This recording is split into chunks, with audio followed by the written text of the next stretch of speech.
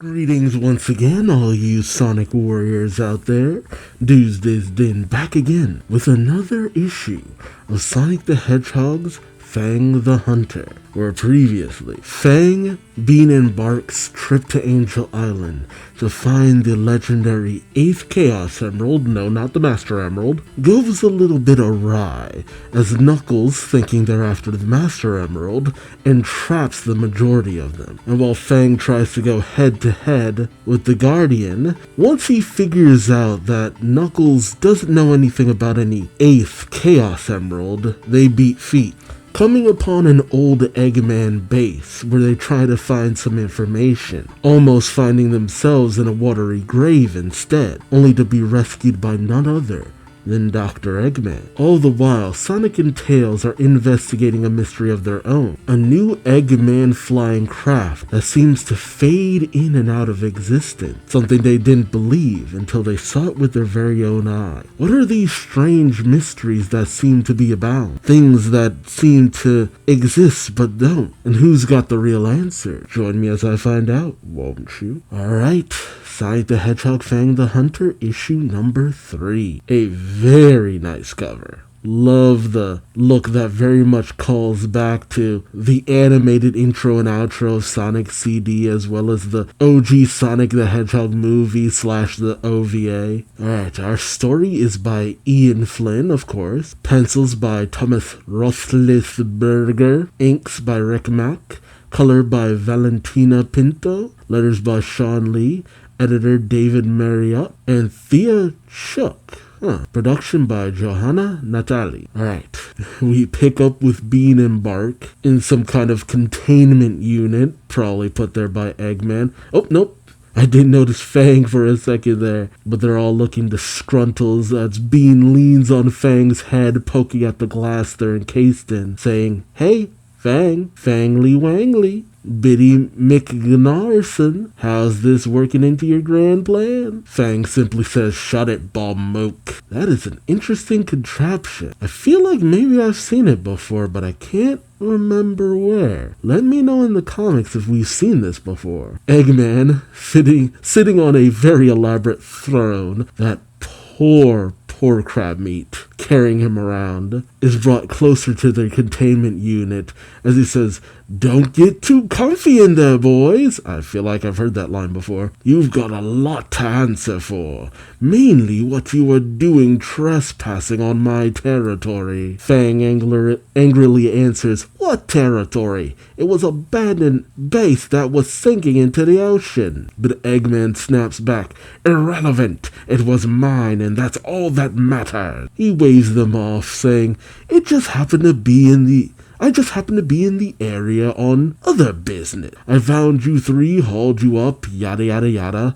I could have just let you drown, but my curiosity got the better of me. Now, for the last time, what were you doing on my island?" I love how the reflection of his eyes could also be construed as him narrowing his gaze. I love that little attention to detail. Bean begs Fang, "Oh, just tell him already." Fang eyes Bean, saying, "Since when are you the voice of reason?"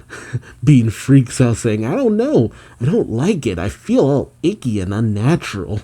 Even Bark is a bit worried. Fang reluctantly opens up, saying, "We're hunting down the 8th Chaos Emerald." This piques Eggman's interest as he closes in on the glass, saying, "Ooh, there's another one. Give me the details." "What color is this one?" Fang says, "Well, it could be orange or gold or multicolored maybe." Eggman starts to have his doubts, saying, "Does it have any special properties?" Fang self-consciously says, "Not that I know of." Eggman grows angry, saying, "Where did you hear about it?" Fang muses, "Oh, you know, from a guy. I have contacts." Eggman angrily bangs on the glass, saying, "You're just making this up." Fang, equally angry, says, "It's the real thing and I'll prove you all wrong." Eggman ponders as he leans back in his chair, saying, "This all sounds like nonsense to me, and yet..." "All right, you miscreants, I have an offer for you," Eggman says, clapping his hands with a gleeful smile.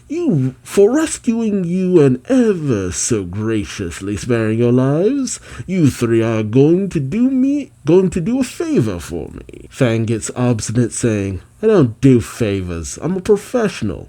You want my skills, you hire me. Eggman angrily says, oh, well, if that's the case, he presses a button on the chair, and the floor underneath the capsule opens up, revealing some chomps who are, ready to chomp. Or are they mashers?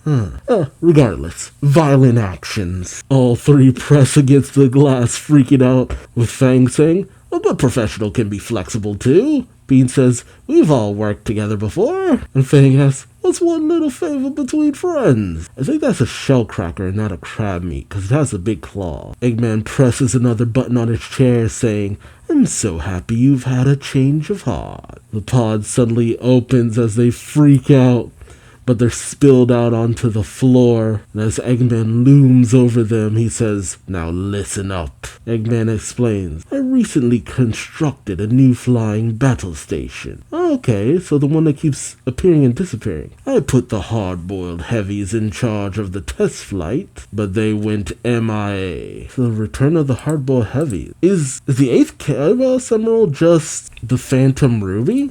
It feels kind of like what this is leading to. In a flashback, Heavy King salutes Eggman, saying, apologies, Master. We are testing the navigation system. Eggman angrily says, that's what you said last time. Heavy King says, we're calibrating the engine. You said that the time before. We're performing a windshield stress test. I order you to return to base. Apologies. Bzz. You're breaking up. Bzz. We're going through a tunnel. You're in the sky. Why would you... Eggman ponders. Tracking the warship has proven difficult.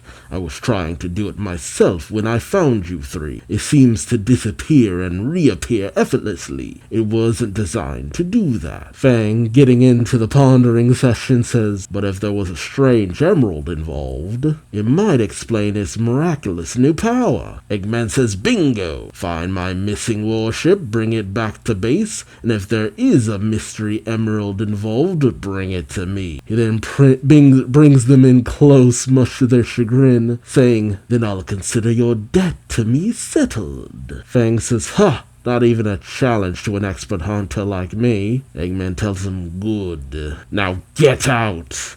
And he tosses them out. Meanwhile, in Tails' workshop, Sonic paces as Tails is working on something. Tails turns back to Sonic, nervously asking, weren't you trying to take a nap earlier? You could do that? Sonic, still pacing, angrily says, that was before we found that mystery ghost airship. Now I want to go and find it and have an adventure. Tails tells him, but we can't do that until I have a reliable way to track it. Sonic sulks, saying, I know, so now I'm bored. Tails continues working, saying, I'm almost done. I just need to adjust this here and... ta-da! My brand new mystery ship seeker. As Tails presents the device, Sonic rushes in going, woohoo! How's it work? Tails explains, I used the readings we got from the last encounter, cross-referenced it with the data set from its previous appearances, and ran an algorithm to predictively scan for similar input in a reasonable locus. Huh. It's very honest. Sonic has understood none of that, and Tails is a little taken aback. So he re-explains, saying, it scans for mystery waves and tells us where to find them. Sonic smiles, saying, yeah, let's go! Tails tells him, oh, we will, once I get it installed in the tornado. Sonic deflates, saying, we're never gonna leave. Elsewhere, our hooligans are riding through Green Hill, or something ocean, Bean blowing bubble gum, and Bark knitting. God, that must be so hard with gloves. Bean asks, so, are we being passive-aggressive now, sitting in the middle of nowhere, doing nothing, saying it's something? Bean's gotten so snippy. Fang smiles, saying, Eggmook gave me all the data points of his warship's appearances. Seems to me the further it goes, the longer it takes to vanish again. That tells me the heavy mooks gotta recharge whatever it is they've got. Bean eyes him, saying, do you get paid for every time you say mook? Yeah, I was starting to wonder that too. Fang eyes the sky, saying, it was faint, but there was a psychic cyclical. Oh, cyclical. Oh god, I'm realizing I've never actually seen that word spelled out before. I'm like, what is that word? And this is why I read, thank you so much. There was a cyclical pattern of progression. So looking at the jump points, their range, and the times between, I'm betting it'll show up around here right about now. And the battleship promptly pops right into place. I actually like that we see that Fang is actually pretty good at what he does. Bean and Bark freak out a little bit, with Bean saying, "Egad, you were right." Fang smiles and tips his hat in triumph, but Bean then shoots him a finger gun saying, "First time for everything, am I right?" Fang gets angry saying, "Maybe it is a good idea that we have some time apart." Fang rockets in, causing Bark to drop his ball of yarn. Poor guy. Almost looked like he was done too. As Fang says, "Here we go, boys. Getting Eggman off our backs and finally proving I was right about the 8th Emerald." As they fly towards the flying battleship, I think the guns start training on them. Heavy King observes the incoming vehicle saying, "All arms, stand down. Let's see what this nonsense is about." As Fang lands the Marvelous Queen on the deck, we see some egg robos sweeping and fixing things up aboard. Bean gets ready to walk out saying, "Well, since we're working for Eggy, let's ask those fine friendly robots what's going on." Fang stops him by yanking him back by his tail, shushing him saying, "It's obvious the hard-boiled heavies went rogue. Their goons will blast us on sight." Bean smiles saying, "Oh good, I thought this was gonna to be easy for one." The three of them rush off, Bean saying, "Woe be unto us if we ever catch a break. A crying shame if things ever went smoothly." Man, he's so snippy. Fang says, "Cut the chatter, let's do this quick and quiet like." And promptly there's a lot of chaos, with a whole lot of robo-smashing, tail hopping, bomb chucking. I almost missed it, but all the while the heavy shinobi seems to be observing. I always love these montages they usually put in classic storylines where we'll essentially have everyone running through levels. The hooligans make their way in, still being observed by the heavy shinobi, dealing with even more traps and falling crates, and entering some kind of energy core? As they near it, Fang observes saying, "This has gotta be it. You can feel the power coming from this thing. It's gotta be the 8th Chaos Emerald." Fang cheers, "Vindication!" But a voice calls out, "You shall not touchy!" The heavy rider comes in riding on Jimmy, flail in hand, narrowly slamming down on the hooligans, with Fang bouncing out of the way as Bean pulls Bark from getting squished. But the hooligans ready themselves. Fang says, "Bean, ball. Bark, bot. Me, bug." Oh my god, did the heavy rider just do an Akira slide? That is so cool. But the heavy rider comes riding in again saying, "Have at you." Bean chucks a bomb at the heavy rider's ball, blasting it out of their hand. Bark promptly socks the heavy rider right in the midsection, while Fang jumps on Jimmy, screeching the motorbug to a halt saying, "Whoa there."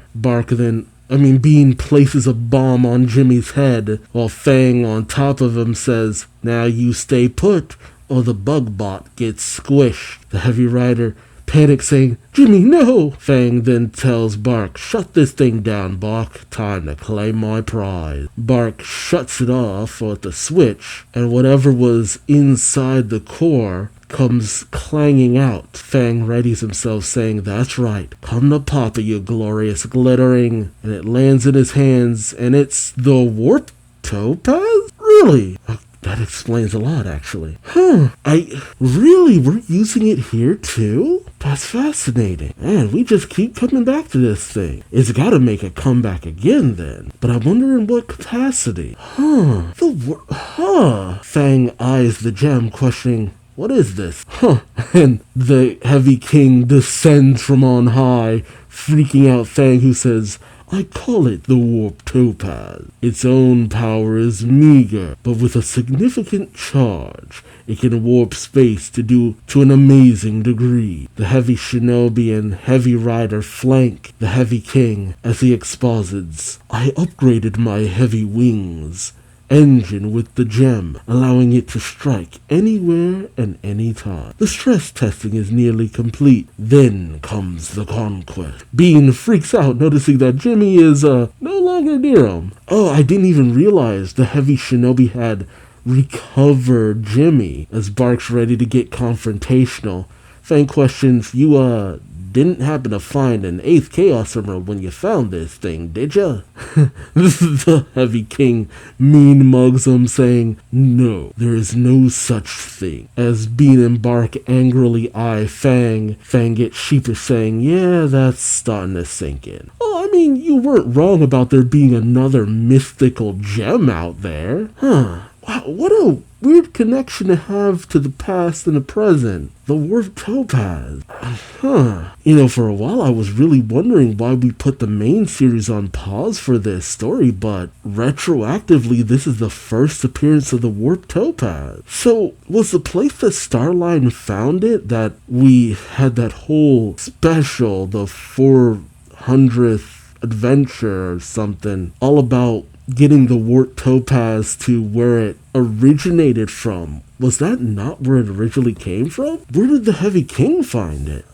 It's interesting because we essentially did the same thing we did with the Phantom Ruby here between Sonic Mania and Sonic Forces. That's actually kind of cool. The Heavy Enforcer flies in behind Bean, shocking him, saying, Dr. Eggman tasked us with excavating new powerful gems. We found this in a remote island cave. Oh, so maybe it was the same place. Oh, the heavy magician then poofs in next to Bark, saying, but the warped topaz has no power of its own. It requires a charge, and thus it isn't powerful on its own. So there was no need to report it. Fang smiles, saying, heh, I appreciate the craftiness. But as Bean and Bark ready themselves, Fang flips his hat up, saying, and I bet technically you never heard the orders to return to port. The Heavy King simply says, correct. Fang smiles, saying, ha, I like your style, Heavy King. Really, truly, I don't want to get in your way. Fang hands over the topaz, saying, so how about we show ourselves out and say we never found you, as a professional courtesy. The Heavy King, still glaring at them, says, or we dispose of you and claim you never arrived. After all, who would correct us? As the hard-boiled heavies ready for battle, Fang closes in on the hooligan, saying, yeah, I'd do the same if I were you. The Heavy King points his staff, saying, hard-boiled heavies, destroy them. Ooh, I love this full-page showdown too. Pretty cool. Funny enough, I actually hadn't seen the cover for the last issue, or the solicits for it, so I didn't actually know the hard-boiled heavies were gonna be in this. But man, the real shock is the warped topaz. That's kinda cool. A nice little twist. See, it's the one thing that I will always say, the most interesting stories are the ones that always have some form of escalation. You start off with a few characters, you have confrontations in the next one, even more confrontations after that, and then a big blowout climax. Those are the stories that work the most. The more characters you add to it, usually the more interesting the climax ends up being. I will always say this, when Ian just keeps throwing in more and more interesting characters to face off with, that's the most interesting stuff.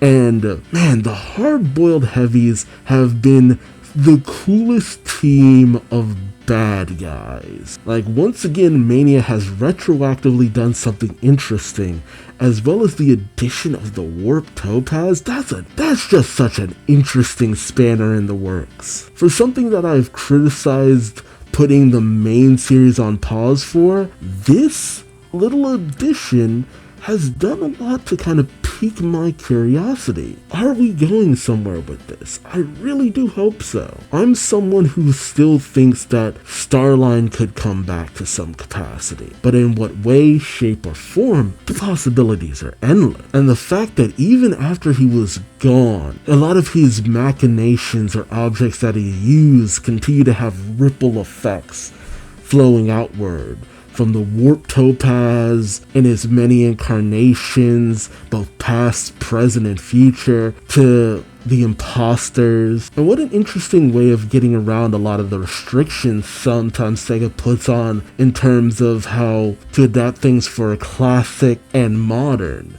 by just bringing in this special gem that Ian has gone on record saying that he planned to just have it destroyed, but Sega had told him to keep it. And with that kind of interesting permission, and don't blame Ian for constantly coming back to the well that is the warped topaz, because it's one of the few things that Sega has openly taken an interest in. So this was actually a really fun ride, and I'm actually really solidly excited for the climax. But let me know your thoughts in the comments section below. What do you think about the hard-boiled heavies being so involved with things? And more importantly, what do you think about the warped topaz being this mythical item? It might not be the 8th Chaos Emerald, but it is a gem of great and interesting power, and I'm interested to see where it ends up at the climax of this story. So let me know your thoughts in the comment section below. Like, comment, subscribe if you enjoyed the ride. Thank you so much for watching, and until next time, I've been Duuz-Diz-Din, and I hope to see you later. Till then, bye-bye.